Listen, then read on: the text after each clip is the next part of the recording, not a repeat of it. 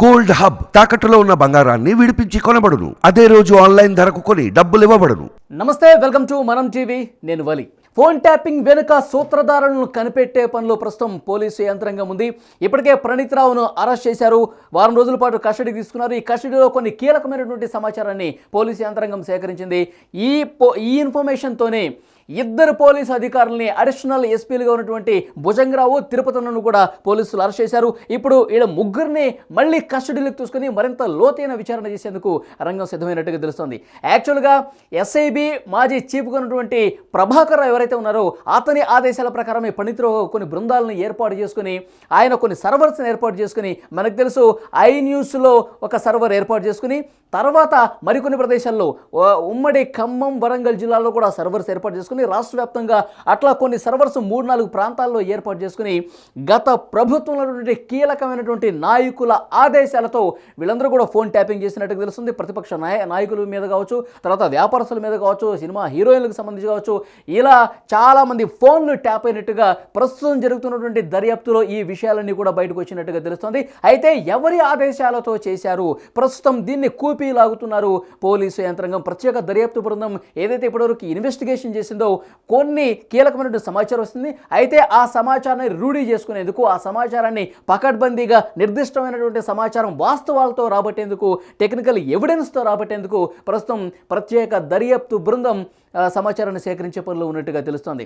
ముఖ్యంగా మనకు లేటెస్ట్గా అందుతున్నటువంటి ఇన్ఫర్మేషన్ ప్రకారం ఒక మాజీ ఎంపీ, గత ప్రభుత్వంలో ఉన్నటువంటి మాజీ ఎంపీ, అలాగే మాజీ మంత్రి, వీళ్ళకి సంబంధించి నోటీసులు ఇవ్వబోతున్నారు. ప్రణీత్ రావుని, భుజంగరావుని, ఆ తర్వాత తిరుపతిని ప్రశ్నించిన క్రమంలో వీళ్ళ పేర్లు ప్రధానంగా బయటకు వస్తున్నట్టుగా తెలుస్తుంది. అయితే మాజీ చీఫ్ ఎవరైతే ఉన్నారో ఎస్ఐబికి సంబంధించి టి ప్రభాకర్ రావు, ఆయన అమెరికాలో ఉన్నట్టుగా తెలుస్తుంది. ఎందుకంటే ఆయన చీఫ్గా వీళ్ళకి కొన్ని ఇన్స్ట్రక్షన్స్ ఇవ్వడం వల్ల, ఆయన చెప్పడం వల్లే ఈయన ఈ రకమైనటువంటి వ్యవహారం మొత్తం నడిపినట్టుగా తెలుస్తుంది. ప్రస్తుతం ఆయన అమెరికాలో ఉన్న నేపథ్యంలో ఆయనకి నోటీసులు పంపే ప్రయత్నం చేశారు.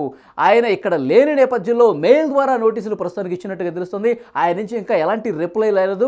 ఆయన గనక హైదరాబాద్ తీసుకొచ్చి ప్రశ్నిస్తే గనక దీని వెనకాల ఉన్నటువంటి అసలు సూత్రధారులను కూడా పట్టుకునే పనిలో ఉన్నట్టుగా తెలుస్తుంది. ఇప్పటికైతే మనకి తెలుస్తున్న ఇన్ఫర్మేషన్ ప్రకారం అంటే వీళ్ళ ముగ్గురిని అదుపులోకి తీసుకుని కొంతవరకు ప్రశ్నించారు. మరికొన్ని రోజుల పాటు కస్టడీకి తీసుకుని, ఎందుకంటే వీళ్ళ ముగ్గురిని కలిపి అయితే విచారించిన పరిస్థితి లేదు. ఎందుకంటే నిన్నగాక మొన్నే వీళ్ళని అరెస్ట్ చేశారు. ఎవరు? భుజంగరావుని, అలాగే తిరుపతిని వీళ్ళని అరెస్ట్ చేశారు. ఇప్పుడు ప్రణీత్ రావుని 7 రోజుల పాటు విచారించారు. సో ముగ్గురిని కలిపి విచారిస్తే మరికొన్ని కీలకమైన విషయాలు బయటకు వస్తాయి. దాంతోపాటు మాజీ ఎంపీ, నేను ఇంతకుముందు ఏదైతే చెప్పానో, తర్వాత మాజీ మంత్రి, వీళ్ళకి సంబంధించి లేటెస్ట్గా ఇవాళ రేపు నోటీసులు ఇస్తున్నారు. వాళ్ళని కూడా పిలిచి విచారిస్తే, తర్వాత ప్రభాకర్ రావు ఎవరైతే మాజీ చీఫ్ ఉన్నారో ఎస్ఐబికి సంబంధించి, ఆయన్ను కూడా హైదరాబాద్కు పిలిపించి కనుక విచారిస్తే దీని వెనకాల ఉన్నటువంటి అసలు సూత్రధారులు, మనకు అందుతున్న ఇన్ఫర్మేషన్ ప్రకారం ఒక యువరాజు, గత ప్రభుత్వంలో కీలక పాత్ర పోషించినటువంటి ఆ యువరాజు అనగానే మీకు పేరు కూడా చెప్పాల్సిన పని లేదు, ఈ పాటికే మీకు స్ట్రైక్ అయి ఉంటుంది. ఆ యువరాజుకు సంబంధించి కూడా నోటీసులు వెళతాయి ఆయన ఆదేశాలతోనే. యాక్చువల్గా టి ప్రభాకర్ రావు ఎవరైతే చీఫ్గా ఉన్నాడో ఆయన ఆదేశాలతో ఆయనే సూత్రధారి అనుకుంటే, ఆ సూత్రధారిని ఒకవేళ ప్రశ్నిస్తే కనుక ఆయన ఎవరి ఆదేశాలతో చేశారు. ఎందుకంటే గత ప్రభుత్వంలో కీలకంగా ముఖ్యంగా ఈ ఫోన్ ట్యాపింగ్ వ్యవహారం నడిచినట్టుగా తెలుస్తోంది. ఎందుకంటే ముఖ్యంగా ప్రతిపక్ష నాయకులకు సంబంధించిన ఫోన్లు ట్యాప్ చేశారని సమాచారం వస్తుంది. అలాగే వ్యాపారస్తుల ఫోన్లు ట్యాప్ చేసినట్టుగా తెలుస్తుంది. సినిమా ఇండస్ట్రీ వాళ్ళ ఫోన్లు ట్యాప్ చేసినట్టుగా తెలుస్తుంది. కీలకమైనటువంటి అధికారుల ఫోన్లు ట్యాప్ చేసినట్టుగా తెలుస్తుంది. ఇలా వందల కొద్ది ఫోన్లు ట్యాప్కి గురయ్యాయి.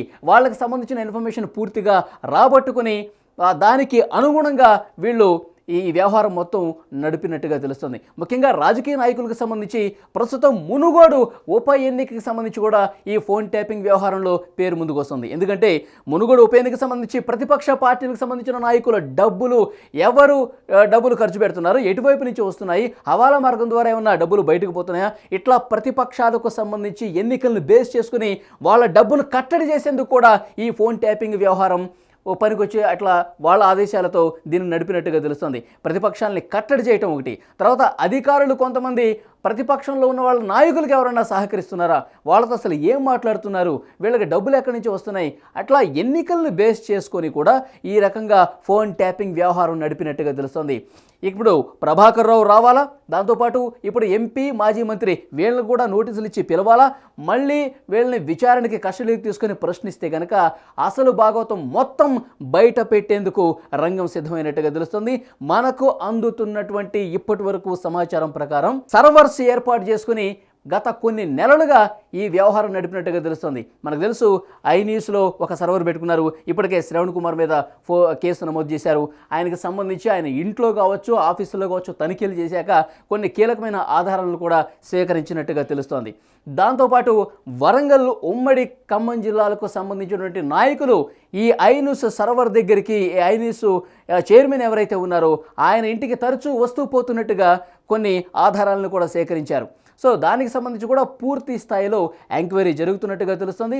ముఖ్యంగా గత నాయకుల ఫోన్లు, గత ప్రభుత్వంలో ఉన్నటువంటి నాయకులు ఎవరు కీ రోల్ పోషించారు, ఎవరు ఏ ప్రయోజనాలను ఆశించి ఈ ఫోన్ ట్యాపింగ్ చేశారు, అన్ని వివరాలు కూడా పూర్తిగా ఎవిడెన్స్తో బయటపెట్టే ప్రయత్నం ప్రస్తుతం జరుగుతున్నట్టుగా తెలుస్తుంది. సో ఇప్పటికిప్పుడు మనకు అందుతున్న సమాచారం ప్రకారం ఈ 1-2 రోజుల్లోనే మాజీ ఎంపీకి, మాజీ మంత్రికి నోటీసులు ఇస్తారు. ఆ తర్వాత ప్రభాకర్ రావును కూడా పిలుస్తారు, కస్టడీలోకి తీసుకొని లోతుగా విచారిస్తారు. అన్ని బలమైన ఆధారాలు పెట్టుకుని అప్పుడు ఆ కీలక వ్యక్తి ఆదేశాలు ఎవరైతే ఉన్నారో వాళ్ళు చెప్తేనే ప్రభాకర్ రావు కావచ్చు, ఈ మంత్రులు, మాజీ మంత్రులు వీళ్ళందరూ చేశారు. సో ఆ కీలక నాయకుడిని పట్టుకోవాలంటే కనుక ఇప్పుడు ఈ విచారణ చాలా కీలకంగా చెప్తున్నారు. సో దీన్ని పూర్తి స్థాయిలో ఇన్వెస్టిగేషన్ చేసి బలమైన ఆధారాలు పెట్టుకుని అప్పుడు ఆ యువరాజు కూడా నోటీసులు ఇచ్చే కార్యక్రమం చేయబోతున్నట్టుగా మనకి ఇప్పుడు వరకు అందుతున్నటువంటి ఇన్ఫర్మేషన్ బట్టి తెలుస్తోంది. చూద్దాం ఇక తర్వాత పరిణామాలు ఏ విధంగా ఉంటాయి, వీళ్ళు ఎంత త్వరగా ఈ కస్టడీలోకి తీసుకొని ఆధారాలు రాబడతారు, దాన్ని బేస్ చేసుకుని మళ్ళీ విచారణ ఏ రకంగా ముందుకు పోతుంది, ఇవన్నీ చూడాల్సిన అవసరం అయితే కనిపిస్తుంది. చూద్దాం నెక్స్ట్ దీని పరిణామాలు ఎట్లా ఉంటాయి అనేది కూడా చూద్దాం. Thank you very much.